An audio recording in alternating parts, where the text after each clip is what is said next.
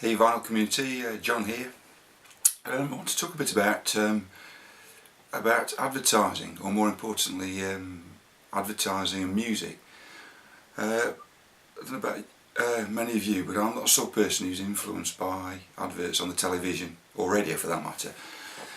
But often there's a snippet of music or something that you hear, and you think, oh, that is interesting. For me now, the beauty of YouTube is that you cannot help, or I can't help, but go in and look up what the music is. And there's a part of the movie High Fidelity and the book High Fidelity where Rob is listing out his top favourite jobs, if money and timing and opportunity. And I've never been particularly like that as a person, but there are two jobs which I would love to have if the opportunity ever arose. And the main one would be selecting incidental music for movies, and I love to see clever ones. So for example, there's a film called Practical Magic, which is a Nicole Kidman film from 20 odd years ago, where it's to do with the curse on a family, but there's one track in the middle of the whole film which is Black Dog by Nick Drake, and I just thought it was really clever placement. And I always think it's really lazy placement in a film, and you'd not really bother to think too much about it whenever you hear Louis Armstrong sing What a Wonderful World, except I guess it may be sort of Good Morning Vietnam when it's clearly ironic, but that would be a job I'd love to have. But the second one would be if for the people that put music in adverts to support the product. And so I'm not ever susceptible to advertising generally. I never watch the shopping channel or anything like that. But if something catches my ear, and this happened to me recently, about 6 weeks ago, it turned out it was the Barclays Bank advert. I'm not a customer of theirs, it was just on the television. And anyway, the beauty of YouTube is you can look it up and find out what the music is. And it was this. It's off this album, and it's a band called Metronomy, and this album's called the English Riviera, and the actual track was called The Look, and it's just quite hypnotic electronic music. So I bought this. It was from HMV, and it was like £10, and it's very hard to get on eBay. So I will put a link to the below for the proper video. I won't force the advert on you because it's not worth watching really, but I will put the video on there of Metronomy. And the interesting thing is that when I was playing this, my son came to me and said, "Oh, who's this?" I said, "Oh, it's Metronomy." And Tom's 20, and he said, "Oh, I've seen them 3 times, and he's going to see them again in a fortnight." I never even knew.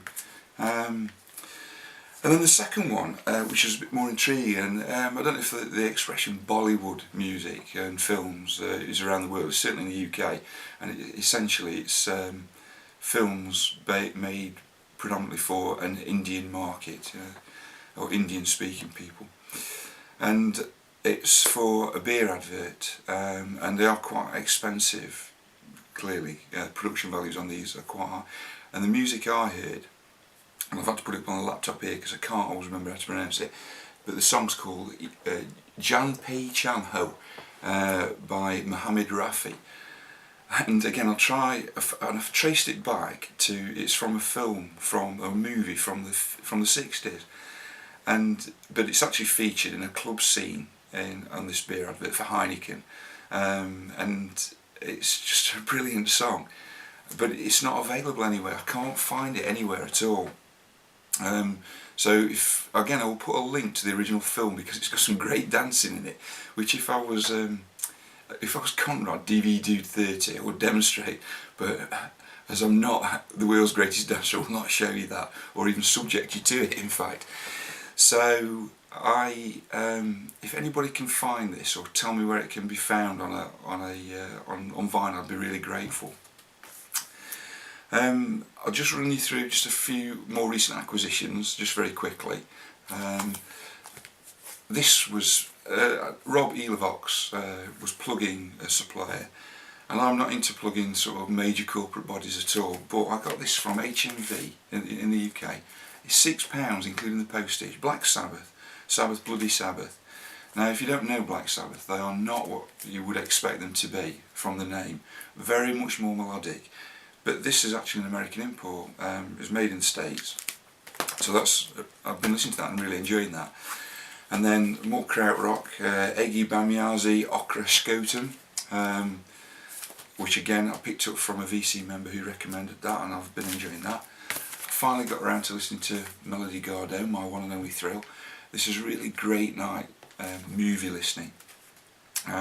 Sorry, if you're chilling out and you've got a glass of wine, or if I actually ever did get that job to put it in a movie, there would be songs off here I would put in there. Another great thing about the VC is that you do get to see stuff and think, oh yeah, I'll follow that up. And Jeff Recordman was talking about This Mortal Coil and their first album, and saying who was on it. And I really do like the Cocktail Twins, but I'd never really listened to much of this. So I was in my favourite record store on Saturday, and this was in there, £6, really good condition. So thanks for that recommendation, Jeff. And then I got hunting around the pound box and picked this up, Pet Shop Boys. Actually, the reason I've got this is that I was reading the review of the re-releasing Dare by the Human League.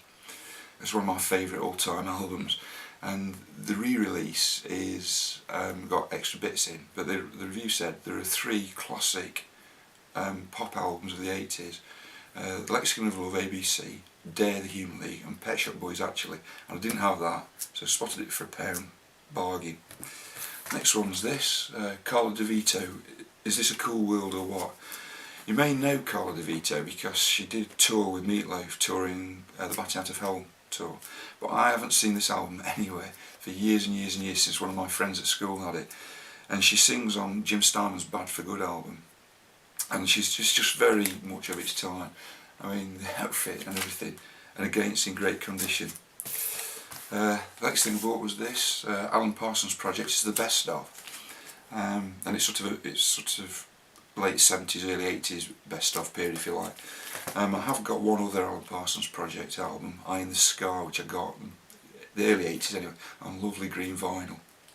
But it's just, some great tracks and a good intro, and apparently it's on direct metal mastering, whatever that means. It doesn't sound any different to me, but it must be good.